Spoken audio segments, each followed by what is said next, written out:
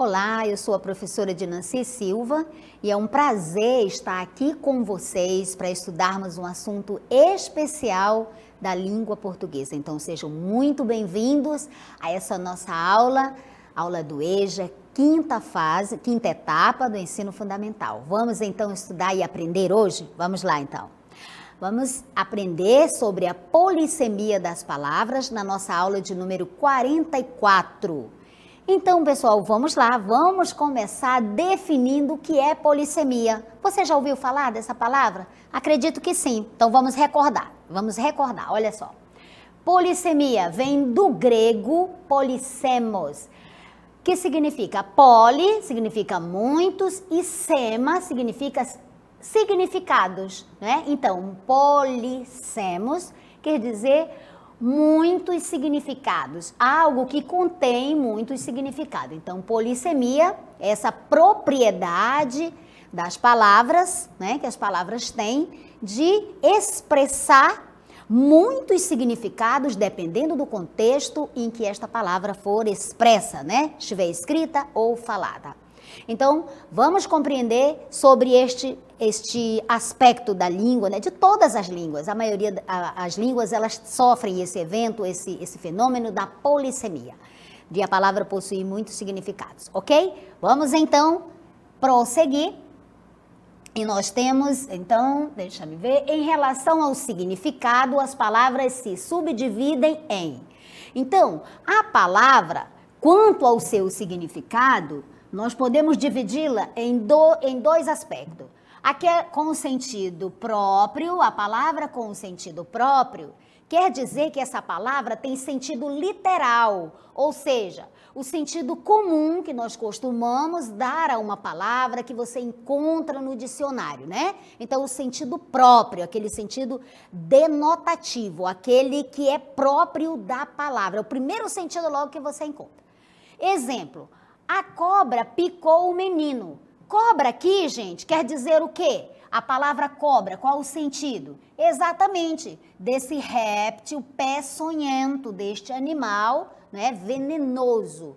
Então, se bem que tem cobras que não são venenosas. Então, a cobra picou o menino.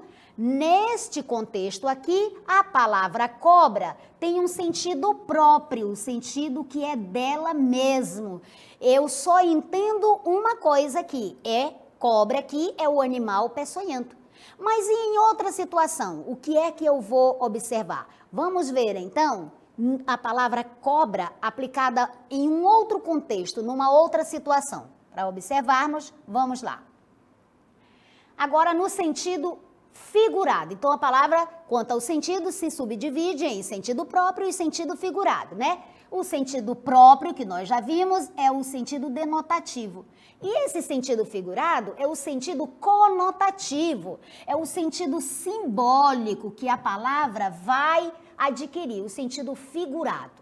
Então, esse é o sentido que nós podemos dar a uma palavra, dependendo do contexto. Olha o exemplo, aquela mulher é uma cobra.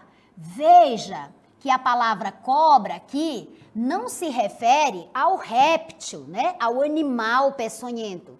Se refere a quê? A uma criatura, uma mulher que é muito perigosa, venenosa, né? Antipática, valente. A uma pessoa, né? Com essas características negativas, certo?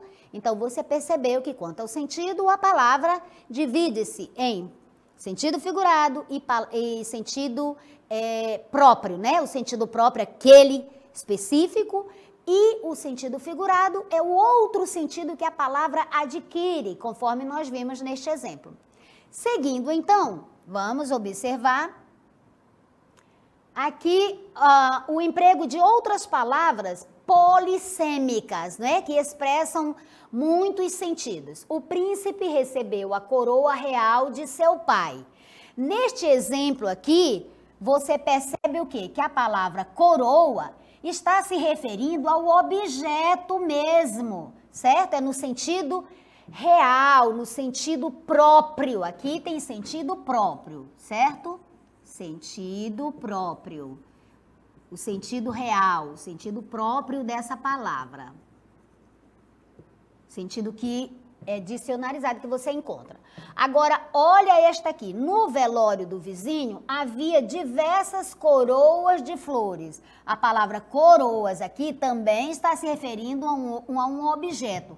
Mas, normalmente, por que se chama coroas? Coroa ou coroas, no caso, coroas, porque havia diversas, né? Porque tem um formato aqui que lembra a coroa real. Então, por isso, né, adquiriu esse sentido. Muito bem. Seguindo, olha aqui nesses dois exemplos. O dentista teve que refazer a coroa do dente do patrão. Olha aqui a palavra coroa já se referindo a outro objeto, sem ser aquele primeiro, né, falar a coroa. Aí você pensa no objeto real de adorno, né, que adorna a cabeça dos reis, dos imperadores, coroa. Aqui não, aqui se refere a um procedimento, não é, na odontologia, que é um procedimento dentário. Muito bem. E na letra D, a coroa do abacaxi tem espinhos. Veja, então, que aqui está se referindo a uma parte, né, do abacaxi, da fruta abacaxi, e que lembra uma coroa. Por quê? Porque fica na parte de cima, né, da fruta. Então, por associação, nós vamos chamar isso também de coroa. Então, por esses exemplos, você percebe que a palavra, dependendo do contexto em que ela está, ela assume outros significados. Então, ela tem o seu sentido próprio e tem o seu sentido figurado. Muito bem, vamos seguir aprendendo mais ainda outras palavras, exemplos de outras palavras polissêmicas. Vamos lá. Olha aqui. A mãe vela pelo sono do filho doente. A palavra vela, quando você ouve a palavra vela, você pensa exatamente em quê? Dependendo da sua vivência, né? Você pode pensar na vela aromática, né? Ou naquelas velas que você encontra para diversos fins, né? Eu penso logo vela. Eu penso no substantivo, na coisa, na vela que acende, né? Para aromatizar e iluminar o ambiente. Mas será que é com esse sentido que nós temos a palavra vela aqui? Você vai observar que não. A mãe vela pelo sono do filho. Aqui o sentido não é o sentido próprio, é o sentido figurado, né? A mãe vela pelo sono do filho, significa que ela vigia, que ela repara, que ela acompanha. Veja que a palavra vela adquiriu outros sentidos, outros significados. Gente, está ficando claro para vocês? Está? Muito bem. Então, vamos prosseguir compreendendo ainda mais sobre os outros sentidos que a palavra vela pode adquirir. Vamos lá. Então, nós temos este exemplo aqui. O barco à vela foi movido pelo vento. Olhe, neste exemplo, nós temos aqui a palavra vela designando esta parte aqui, né, de alguns tipos de barco, para movimentar o barco, não é? Através do vento. Então, vela aqui não se refere ao substantivo vela, aquela velinha que você conhece, que acende uma chama, que perfume o ambiente, que ilumina. Não se refere a esse substantivo, a esse ser, a esse objeto. Se refere a um outro objeto do mundo mesmo, né? Que é essa parte aqui do barco, né? De alguns tipos de embarcação que possuem isso, os veleiros, por exemplo, né? Que podem ter essas velas aí e que vão movimentar o barco. Muito bem. Seguindo ainda, nós temos aqui uma outra situação de emprego da palavra vela. Quando acabou a luz, a menina acendeu uma vela. O que foi que você observou aqui? Você observou que a palavra vela, aqui neste exemplo, está com o seu sentido próprio, dicionarizado, aquele primeiro sentido que te vem à mente, ó. Quando acabou a luz, a menina acendeu uma vela, ó. E a palavra vela aqui está se referindo ao objeto que já descrevi para você. Então, aqui está a palavra vela no seu sentido próprio, não está no sentido figurado. Muito bem. Seguindo, então, nós vamos observar o emprego, por exemplo, da palavra ponto. Neste exemplo aqui, com o lápis fez um ponto na folha em branco. Então, a palavra ponto também é uma palavra polissêmica. Por quê? Porque dependendo do contexto em que eu vou empregar a palavra ponto, esta palavra vai assumir, vai adquirir outros sentidos, outros significados. Nesta frase, com o lápis fez um ponto na folha em branco. Ó, esse pontinho aqui, ó. Então, se referiu a esse objeto. Mas a palavra ponto só tem esse sentido? Só nomeia, só dá nome a este objeto aqui, a esta marquinha feita com a ponta do lápis? Não. Vamos observar no próximo exemplo que a palavra ponto, e aqui está no plural, assumiu um outro sentido. Veja, preciso dar uns pontos na barra desta calça. Professora, está no plural. Poderia estar no singular? Poderia. Preciso dar um ponto na barra desta calça. Apenas um pontinho lá de costura, não é? Mas aqui, uns pontos, porque estava bastante descosturada, não é? Porque ela está descosturando. Então, nesse caso, havia necessidade de empregar vários pontos. E aqui, não é? É aquele ponto que nós conhecemos, ponto de costura, com a linha, né? Com a agulha, que pode ser manual ou na máquina. Acredito que aqui está na máquina, certo? A gente está vendo uma costura industrial. Muito bem.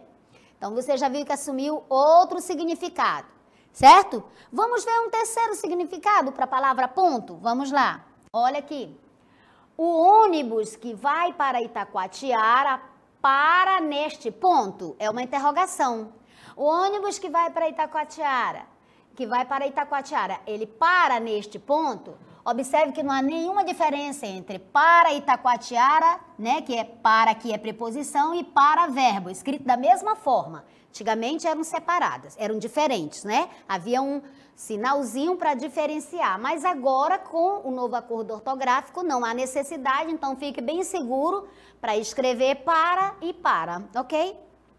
Muito bem. Então, você viu que ponto aqui assumiu outro sentido. Não é o ponto de linha, de costura, não é um pontinho feito, por exemplo, com a minha canetinha, não é, nem com o lápis. Ponto aqui já tem outro sentido. Qual é? É de estação, é de parada, né, do ônibus, um ponto de ônibus, uma parada de ônibus. Isso ficou claro para vocês, gente? Acredito que sim. Então, você já conheceu bastante palavras polissêmicas, palavras que adquirem outros sentidos. Agora, vamos compreender algo que acontece, que é bem parecido com a polissemia, mas que não é. É a relação de ambiguidade que vão se estabelecer com termos polissêmicos. Vamos lá, então. Olha aqui, a ambiguidade nos termos polissêmicos. A ambiguidade, ela pode ser vista tanto do ponto de vista estilístico quanto do ponto de vista da norma gramatical. No sentido da norma gramatical, é para evitar a ambiguidade, porque a ambiguidade vai permitir duplo sentido, não vai dar clareza ao seu texto, seja ele oral ou escrito. Então, pessoal, olha aqui. Agora, do ponto de vista da literatura, né, das propagandas, ok, a ambiguidade cumpre um papel, né, de recurso estilístico. Então, veja a ambiguidade de duas formas. Do ponto de vista positivo e outro do ponto de vista negativo. Eu quero que você entenda bem o do ponto de vista negativo, que é para você evitar na sua redação, tá? Para não permitir duplo sentido, porque você precisa ter clareza naquilo que você fala ou escreve. Muito bem. Observe, eu quebrei um galho hoje. Gente, olha para essa frase. Eu quebrei um galho hoje. Quebrei aqui, quebrei um galho. A palavra galho aí significa o quê? E quebrar significa o quê aqui, gente?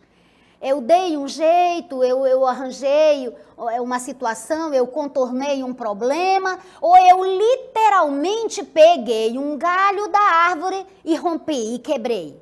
Não é possível se estabelecer clareza aqui nessa frase. Do jeito que está escrito aqui, me permite essa dupla interpretação. Ou seja, eu posso estar dizendo que eu quebrei um galho hoje, ou seja, eu ajudei a resolver uma situação para alguém, eu resolvi um problema, eu contornei uma situação, ou eu posso estar dizendo literalmente que eu peguei o galho de uma árvore e rompi, quebrei, certo? Aqui nós temos então ambiguidade. É isso que nós devemos evitar nos textos.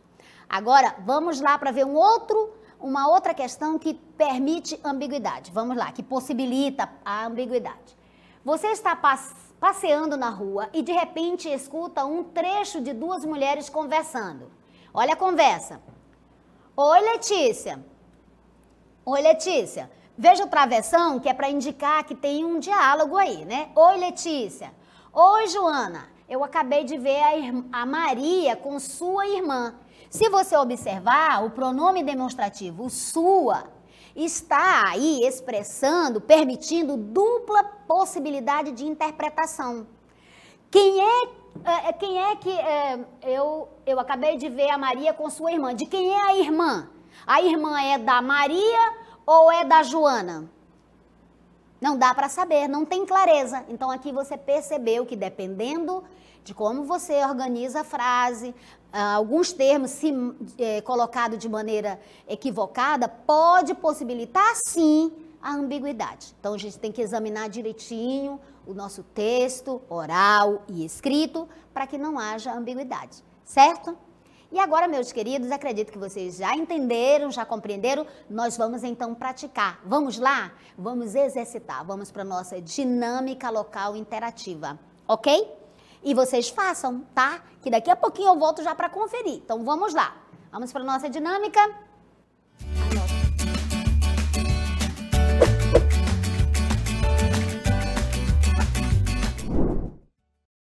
Olha aí, pessoal, a nossa dinâmica. Observe o uso da palavra cabeça nas orações abaixo. Ele é o cabeça de uma organização criminosa. Está destacada a palavra cabeça. Estou com aquele garoto na cabeça desde o dia que eu vi. A outra frase, depois da queda, vi que a cabeça do menino estava machucada. Então, olha a nossa questão para você.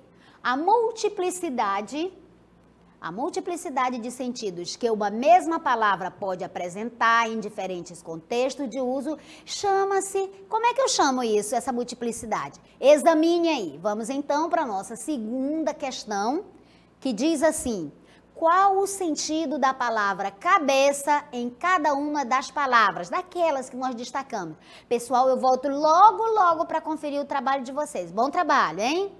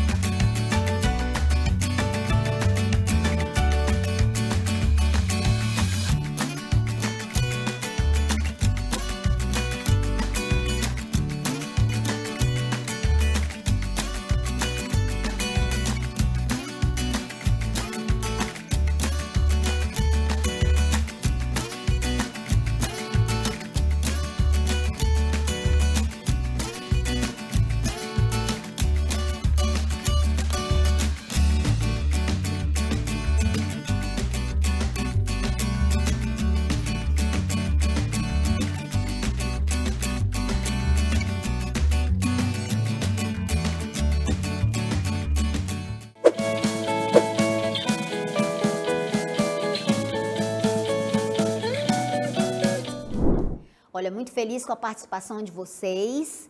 Né? Aqueles que não exercitaram, tem de exercitar, porque a aprendizagem se consolida quando você exercita. Você é o sujeito da aprendizagem, tá bom? Então vamos lá, vamos conferir o seu trabalho. Olha aí.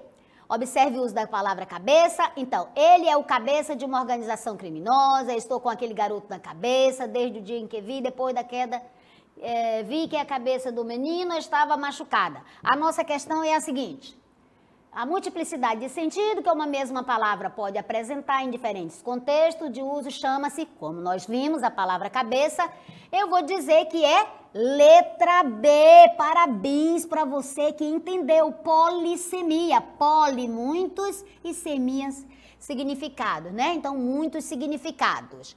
Muito bem. Agora nós vamos, então, para a parte 2 dessa nossa questão, que é qual o sentido da palavra cabeça em cada uma das palavras. Então, vamos voltar lá para a gente ver, né? Na frase, ó, ele é o cabeça de uma organização criminosa. Muito bem, você que diz que cabeça aqui quer dizer o líder, né? Aquele que está na liderança, na chefia, portanto, é o chefe. É o líder, então. E aqui, estou com aquele garoto na cabeça desde o dia que eu vi. Ah, eu tô com... Na cabeça aqui é no meu pensamento, na mente, né? No pensamento. A palavra cabeça aqui quer dizer pensamento. Mente, né? Estou com aquela pessoa na minha mente.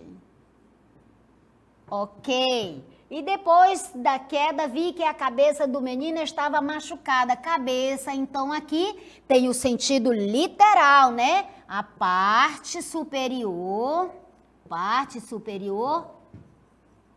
do corpo, não é? Superior do corpo. Do corpo de quem?